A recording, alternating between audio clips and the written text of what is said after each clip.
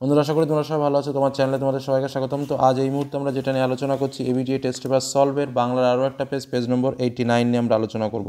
MCQ এবং SAQ সমস্ত কিছু নিয়ে আলোচনা করব। শুধু বাংলা নয়, অন্যান্য বিভিন্ন সাবজেক্টের উত্তরও কিন্তু তোমাদের সামনে ইতিপূর্বে শেয়ার করেছি। সেগুলো তোমরা যদি দেখতে চাও অবশ্যই চ্যানেল প্লেলিস্টে গিয়ে দেখে নিতে পারো। এই ভিডিওর ডেসক্রিপশন বক্সেও তার লিঙ্ক দেওয়া থাকবে। তো চলে আসলাম পেজ নম্বর 89-এর প্রথম প্রশ্ন। ক্রমশ ও এই কথাটা ছড়িয়ে পড়ে, যে কথাটা ছড়িয়ে পড়ে সেটা কি? সেটা হলো কারেকশনের কথা।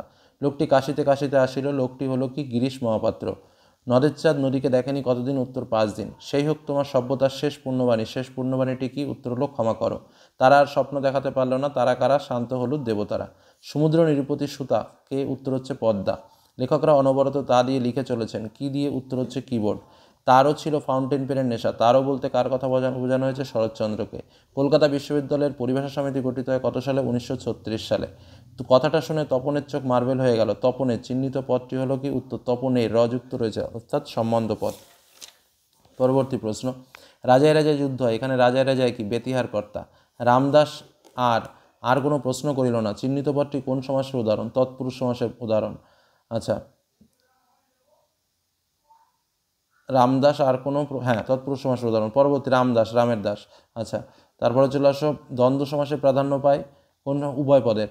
আচ্ছা, ছেলেটি বুদ্ধিমান কিন্তু যেমন দুষ্টু তেমনই ফাঁকিবাজ। যেমন তেমন, তার মানে কি হবে? তোমার যেমন তেমন রয়েছে, আবার দিকে কিন্তু রয়েছে, তার মানে মিশ্র বাক্য। কি মর্মান্তিক দৃশ্য? এটি যে ধরনের বাক্য সেটা হলো কি? উত্তর হচ্ছে বিস্ময়সূচক চিহ্ন যেহেতু রয়েছে, বিস্ময়সূচক বাক্য। তাকে টিকিট কিনতে হয়নি। বাক্যটির কর্তৃবাচ্যের রূপ কী হবে? তিনি টিকিট কেনেননি। ঘন্টা বাজছে, এটা কি? এটা তো কর্মকর্তৃবাচ্য, দেখলেই বোঝা যায়। এবার আমরা চলে আসবো এসএকিউ টাইপের প্রশ্ন। এসএকিউ টাইপের প্রথম প্রশ্ন রয়েছে, দেখো কি রয়েছে।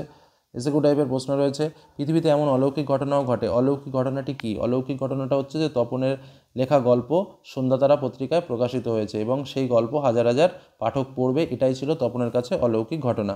বাইজিৎ ছদ্মবেশে হরিদার কত আয় হয়েছিল? 8 টাকা 10 আনা। কি বললাম? 8 টাকা 10 আনা। অপূর্ব রাজি হইয়াছিল। কোন কথায় অপূর্ব রাজি হয়েছিল? অপূর্ব রাজি হয়েছিল যে রামদাসের স্ত্রী অপূর্বকে তার হাতের তৈরি মিষ্টান্ন গ্রহণের অনুরোধ জানায় এবং সেই প্রস্তাবে, সেই মিষ্টান্ন সে খাবে, সেই প্রস্তাবে সে রাজি হয়েছিল। ঠিক আছে। আচ্ছা, তারপরে হচ্ছে নদীকে এইভাবে ভালোবাসবার একটা কৈফিয়ত নদের চাঁদ দিতে পারে। কৈফিয়তটি কী ছিল?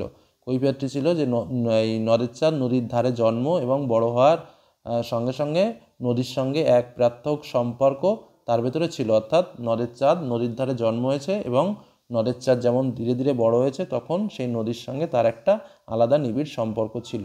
এই যে আজন্ম সংযোগ, এটাই হলো তার নদীকে ভালোবাসার কারণ বা কৈফিয়ত। ঠিক আছে। আচ্ছা, ইসাবের মেজাজ চড়ে গেল। ইসাবের মেজাজ চড়ে গেল কেন?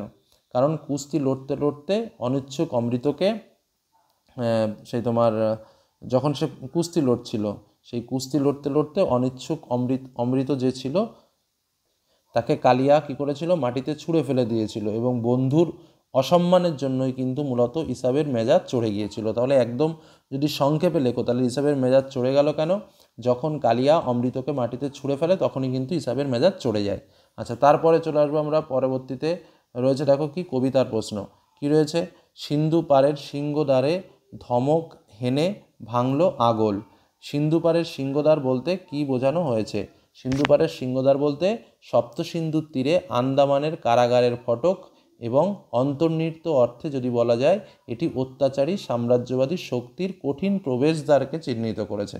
ঠিক আছে, আবারও বলছি, সিন্ধুদ্বারের সিংহদ্বার বলতে সপ্তসিন্ধুর তীরে আন্দামানের কারাগারের ফটক এবং অন্তর্নিহিত অর্থে এটি অত্যাচারী সাম্রাজ্যবাদী শক্তির কঠিন প্রবেশদ্বারকে চিহ্নিত করেছে। পরবর্তী প্রশ্ন, অস্ত্রের বিরুদ্ধে গান কবিতায় কবি হাত নাড়িয়ে কি তাড়ান? এটা তো একদম সহজ, বুলেট তাড়ান। প্রদোষকাল ঝঞ্ঝা বাতাসের ঊর্ধ্বশ্বাস। প্রদোষকাল শব্দের অর্থ কি? প্রদোষকাল শব্দের অর্থ হলো সন্ধ্যাকাল।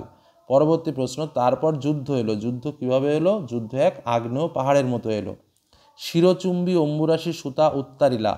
অম্বুরাশি সুতা বলতে কাকে বোঝানো হয়েছে? দেবী লক্ষ্মীকে বোঝানো হয়েছে। ঠিক আছে। পরবর্তী প্রশ্ন, অনেক ধরে ধরে টাইপরাইটারে লিখে গেছেন মাত্র একজন, তিনি কে? তিনি ছিলেন অন্নদাশঙ্কর রায়। বাংলা একটা কথা চালু ছিল, কি কথা? কালি নেই কলম নেই বলে আমি মুন্সি।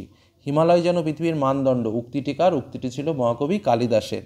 এই দোষ থেকে মুক্ত না হলে বাংলা বৈজ্ঞানিক সাহিত্য সুপ্রতিষ্ঠিত হবে না। কোন দোষের কথা বলা হয়েছে এখানে একটু লিখতে হবে যে বিজ্ঞান আলোচনার জন্য যে রচনা পদ্ধতি আবশ্যক তা অনেক লেখক এখনও আয়ত্ত করতে পারেননি, তাই বাংলা ভাষায় বৈজ্ঞানিক সাহিত্য সুপ্রতিষ্ঠিত হয়নি। এবার আমরা চলে আসবো তারপরে ব্যাকরণের যে সেট রয়েছে সেই ব্যাকরণের সেটের প্রশ্ন। আমি যে প্রশ্নগুলো বলছি একটু শুনে নাও, প্রয়োজন যদি পড়ে একটুখানি নোটসও কিন্তু করে নেবে। আচ্ছা, সমধাতুজ কর্ম কাকে বলে? কর্ম ও ক্রিয়া যদি একই ধাতু থেকে নিষ্পন্ন হয় তখন তাকে সমধাতুজ কর্ম বলে। সম্বন্ধপদ কারক নয় কেন? ক্রিয়াপদের সঙ্গে প্রত্যক্ষ সম্পর্ক থাকে না বলেই সম্বন্ধপদ কারক নয়। আচ্ছা, বহুব্রীহি শব্দের অর্থ কি? বহুব্রীহি শব্দের অর্থ হলো বহু ধান আছে এমন, সেটাই কিন্তু হচ্ছে বহুব্রীহি শব্দের অর্থ। আচ্ছা, তারপরের প্রশ্নে চলে যায়। তারপরে প্রশ্নে কি বলছে দেখো, সন্ধি ও সমাসের মধ্যে একটি পার্থক্য লেখো। সন্ধিতে বর্ণের সঙ্গে বর্ণের মিলন হয় আর সমাসে পদের সঙ্গে পদের মিলন হয়। পরেরটা বলছে বাক্য নির্মাণের শর্ত কয়টি? 3টি। কি কি? যোগ্যতা, আকাঙ্ক্ষা এবং আসক্তি। পরবর্তী প্রশ্ন, অমৃতের জবাব আমাকে বদলে দিয়েছে। কি করতে হবে? জটিল বাক্যে আমাকে পরিবর্তন করতে হবে। তাহলে কি বলেছে? অমৃতের জবাব আমাকে, যা অমৃতের জবাব তা আমাকে বদলে দিয়েছে। বোঝা গেল কি বললাম? তাহলে যা অমৃতের জবাব তা আমাকে বদলে দিয়েছে, তাহলেই হয়ে গেল। আচ্ছা, সে কোনো উত্তর দিল না, অস্তার্থক বাক্যে রূপান্তর করো, মানে হ্যাঁ বোধক করতে হবে। সে কোনো উত্তর দিল না মানে সে নিরুত্তর রইল। কি বললাম? সে নিরুত্তর রইল। আচ্ছা, কর্মকর্তৃবাচ্যের একটি উদাহরণ দাও। তোমরা বলতে পারো শাক বাজে। ঠিক আছে, তারপরের প্রশ্ন দেখো কি বলছে, তির্যক বিভক্তি কাকে বলে? তাহলে যে বিভক্তি সমস্ত কারকেই ব্যবহার করা হয় তাকেই তির্যক বিভক্তি বলে। উদাহরণ দাও। এ, তে, রে, কে, এগুলো হচ্ছে তির্যক বিভক্তির উদাহরণ। এই হলো আমাদের এই পেজের আলোচনা। চলে যাব এর পরবর্তী পেজের আলোচনায় পরের ভিডিওতে। ধন্যবাদ।